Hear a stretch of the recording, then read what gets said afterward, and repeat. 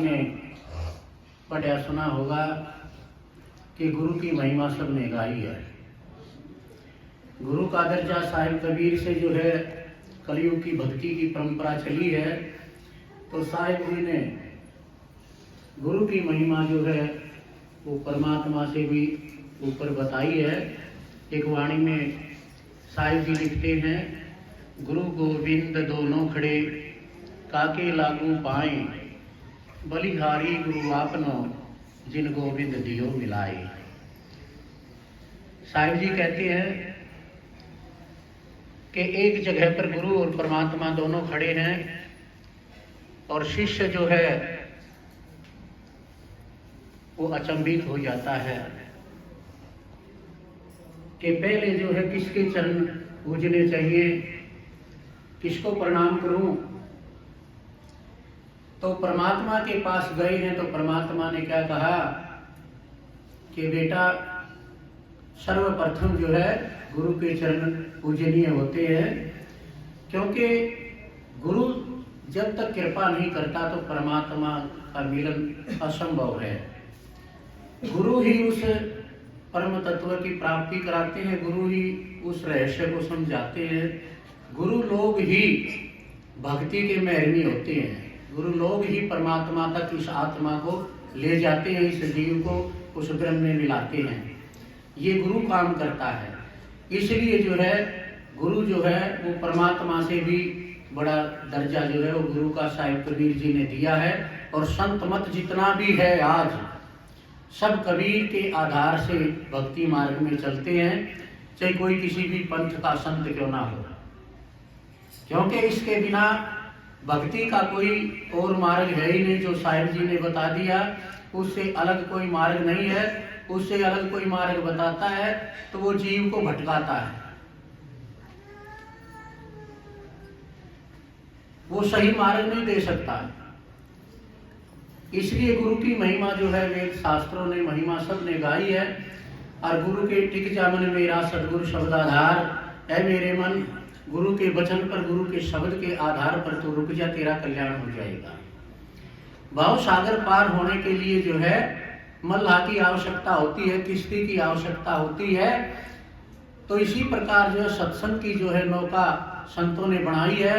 और संत महापुरुष जो हैं वो खेवनहार हैं, वो इस किश्ती के खिवैया हैं, किश्ती को पार करने वाले हैं, लगाने वाले हैं। जो इन पर विश्वास करके इनकी किश्ती में बैठता है उसको वो भवसागर पार कर देते हैं। अभी एक भाई जी कह रहे थे कि पार होने का कोई मार्ग, पार होने का मार्ग ये है कि अपने गाइडेंस पर पूर्ण विश्वास कीजिए, अपने मल्लाह पर अपनी किश्ती की चेकिंग कीजिए, तेरी किश्ती ठीक है कि नहीं, पानी तो नहीं भरता इसमें, और दूसरा जो चलाने वाला है वो तेरा ठीक ठाक है कि वो झुकड़ जाए, तुम्हारी नौका को पार कर देगा कि या नहीं। तो दोनों चीजें जब हमारे दिमाग में शास्त्र के अनुसार अगर गुरु महिमा हमारे अंदर में बैठ गई, गुरु को जानने के लिए क्या करना है। गुरु को शिष्य पहचान नहीं सकता। बहुत से कहते हैं कि गुरु पूर्ण गुरु बनाना चाहिए, शिष्य में इतनी सामर्थ्य नहीं है जो पूर्ण गुरु को पहचान ले। पूर्ण गुरु को पहचान लेगा जो शिष्य है उसने गुरु बनाने की भी आवश्यकता नहीं होती, वो तो खुद ही गुरु है, क्योंकि वो तो पूर्ण को पहचानता है। तो शिष्य जो अनभिज्ञ होता है भक्ति में 0 नंबर होता है। गुरु जिस मार्ग पर चलाएगा, जिस मार्ग पर बताएगा उसने विश्वास करना पड़ेगा। लड़की को हम किसी अनजान व्यक्ति के साथ शादी कराते हैं, उसके बारे में कोई जानकारी परिचय नहीं होता, लेकिन फिर भी हमने उस पर विश्वास करना पड़ता है और अपना कलेजा निकाल के सौंपना पड़ता है। या किसी भी अनजान इलाके में चले जाते हैं और हमने मार्ग की आवश्यकता है पूछने की कि भाई फलाना मार्ग कहाँ जाएगा, तो हमने वहां पर कोई हमारा परिचित आदमी नहीं है, कोई घर परिवार का आदमी नहीं है, वहां सभी अजनबी हैं, सभी जो है ना वो अजीब आदमी हैं जिनको हम पहचानते भी नहीं, लेकिन हमने उन पर विश्वास करना पड़ेगा। हमारा प्रेम कहो, हमने मार्ग की जरूरत कहो, या हमारी मजबूरी कहो, कुछ भी कहो, लेकिन हमने उसके ऊपर विश्वास करना ही करना पड़ेगा। और तुम्हारे पास कोई जोर नहीं है कि तुम मार्ग पार कर लोगे। उस अनजान और अजनबी के ऊपर हमने विश्वास करना पड़ेगा। इसी प्रकार साहिब जी कहते हैं देवे तीर्थे गिरजे मंत्रे देवज्ञ वेश्य ग्रह यादर्शी भावना यस्य सिद्ध भवती तादर्शी। देवे यानी देवता के अंदर, तीर्थे तीर्थ के अंदर, देवे तीर्थे दिर्जे ब्राह्मण के अंदर, देवे तीर्थे दिर्जे मंत्रे, और मंत्र के अंदर गुरु मंत्र जो होता है, जो गुरु लोग देते हैं मंत्रे, देवे तीर्थे दिर्जे मंत्रे, देवज्ञ और देवताओं के भी देवता, देवज्ञ भेषजे और भेष के प्रति, बाणे के प्रति, संत के प्रति, भेषजे ग्रह और अपने गुरु के प्रति यादर्शी भावना जैसी जिसकी भावना होती है, यश सिद्ध भवती तादर्शी, उसकी उस भावना के अनुसार इच्छा पूर्ण हो जाती है। अब तुम तुम्हारे गुरु ने किस दृष्टि से देखते हो, वो तुम्हारा कर्तव्य है, तुम्हारा क्रम है वो, और उसी के कारण तुम पार हो सकते हो, उसी के कारण तुम डूब भी सकते हो। क्योंकि जो तुम्हारे अंदर, क्योंकि भाव ही एक, भाव अनेक, अपना अपना भाव भाई, एक भाव मिला परमात्मा से, एक क्षार मिला हुआ भाई। भाव भाव में भी फर्क है। हमारा भाव एक गुरु के प्रति जब होता है तो हम भवसागर पार हो जाते हैं, और एक भाव ऐसा हो जाता कूटनीति का जो कि हमने क्षार यानी खाक में मिला देता है।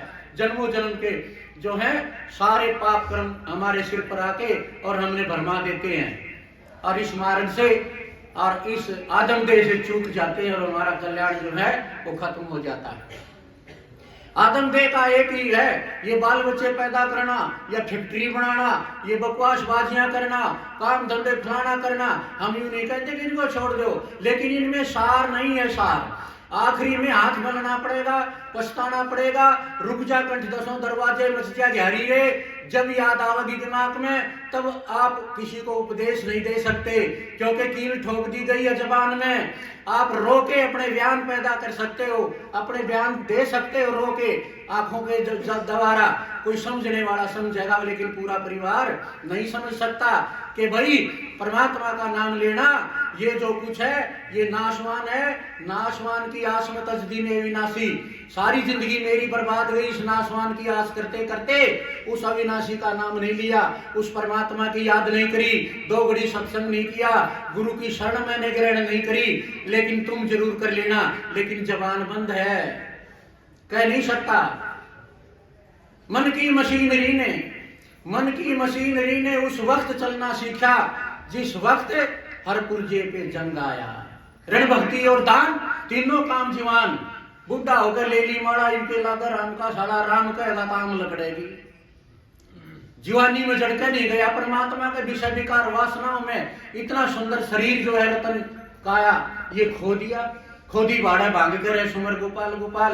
परमात्मा की याद नहीं की, और विषय विकार वासनाओं में जो पशु से भी नीचा जीवन है, हम उस जीवन में घुस गए, और वो जीवन जी के हमने पार किया, तो कोई खास मनुष्य का उद्देश्य नहीं मिला। अगर मनुष्य का आदमदेह धार कर नहीं पिछाड़ा राम, तो बिना जल के कुआं खुदवाया किस काम। मेरे वीरों, परमात्मा के घर में जब जाओगे ना, मैंने भेजा था जग में कर्म करना, और विश्व भोगों के पापों से डरना। तूने सोचा नहीं और तूने समझा नहीं कि मौत आएगी, मोक्ष किया जाए या जन्म दिया जा, बोल भक्त कौन इंतजाम किया जाए। कि भगत बता क्या इंतजाम करूं अब मैं तेरा, मैंने तो भोगों के उससे छुटकारा पाने के लिए मनुष्य जन्म दिया था। आदमदेह धार का नहीं पछाड़ा राम, तो बिना जल के कुआं भाई खुदवाया किस काम।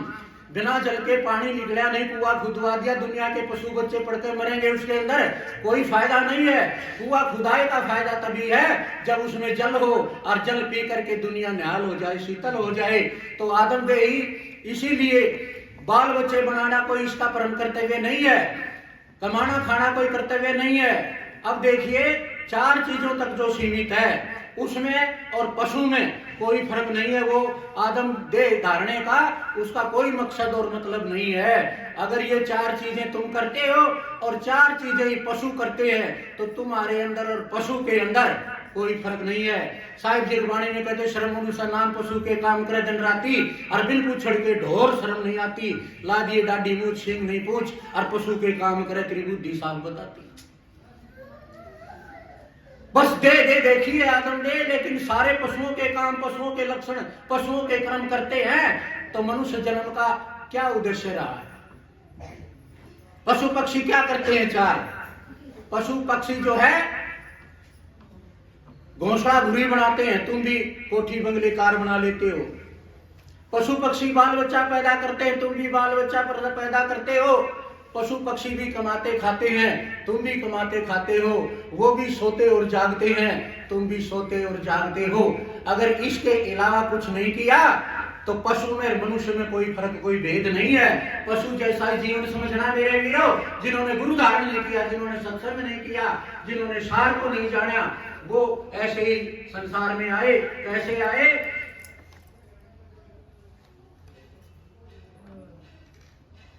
मृगाश्च चरन्ति, जैसे मृग फिरते हैं दैव भूमि पर भार बन के। जिसके पास 6 चीजों में से एक चीज भी, एक गुण भी नहीं है, वो मनुष्य कहलाने का हकदार नहीं है। कौन से है? सुन लेना ध्यान से। ये शाम विद्या, जिसके पास किसी प्रकार की कोई विद्या ना हो। ये शाम विद्या न तपो न दानम न ज्ञानम न शीलम गुणो न धर्म ते मृत्युलोके भूरि भार भूता मनुष्य रूपेण मृगास चरन्ति। जिसके पास ये शाम, जिसके पास ये शाम न विद्या न तपो, न किसी प्रकार का तप है, न दान कभी किया है जिंदगी में। ये शाम न विद्या न तपो न दानम, न किसी प्रकार का ज्ञान है। तपो न दानम ज्ञानम न शीलम, न शील संतोष है, न शीलम न गुणों, न किसी प्रकार का गुण है जिसके अंदर है। गुणों न धर्म, और न किसी प्रकार का कोई धर्म है जिसका। तो वो कैसा व्यक्ति है? गुणों न धर्म। ते मृत्युलोके, वे इस मृत्युलोक में, इस धरती के ऊपर, ते मृत्युलोके भूमि भार भूता, इस धरती पर बोझ बनकर आए हुए हैं। भूमि भार भूता मनुष्य रूपेण, मनुष्य की तो शक्ल और आकृति दिख है। मृगाश्च चरन्ति, लेकिन मृगों का झुंड है ये झुंड। मनुष्यता का कोई इसके अंदर खास प्रोग्राम नहीं है। तो मेरे वीरों, मनुष्य जन्म अगर एक बार हाथ से निकल गया तो फिर दोबारा नहीं मिलेगा। इसलिए अब कहते हैं पूर्ण गुरु की आवश्यकता है। पूर्ण गुरु अरु जाओ भाड़ में। साहिब जी कहते हैं गुरु का गुरु बावड़ा, और गुरुदेवन का देव, गुरु बिन पार न पावही, और ताका शरणा लेव।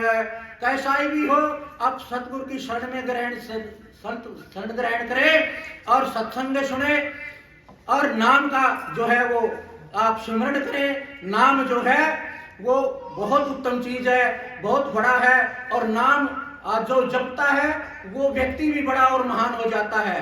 नाम मेरा तेरे पाप भी काट दे, और जब पाप करने से तू मन डांट दे। पाप करने से मन को रोक लगाओ, और जन्मों जन्म के जो तुम्हारे पाप कर्म हैं, नाम जपोगे जो जो भस्म होते चले जाएंगे। नाम जपते देख लो 2-4 महीना, अपने आप रंग चढ़ जाएगा, अपने आप पता लग जाएगा कि नाम में ताकत क्या है। हम जपते नहीं, हम करते नहीं, हम बातों से भक्ति करते हैं। बातों से भक्ति ना हो मन चंचल भाई, ऊपर से बुगला उजड़ा मन मैला भाई। टांग टेक मोनी गया ध्यान लगाई, और चलती मछली देख कर झटे चोच चलाई। हम विषय विकार वासनाओं का पीछा नहीं छोड़ते, हम अपने मन और इंद्रियों के स्वाद को नहीं छोड़ते। जब तक ये तजन बिना भजन नहीं, जब तक इसका त्याग नहीं करोगे ना, तब तक परमात्मा का भजन नहीं हो सकता।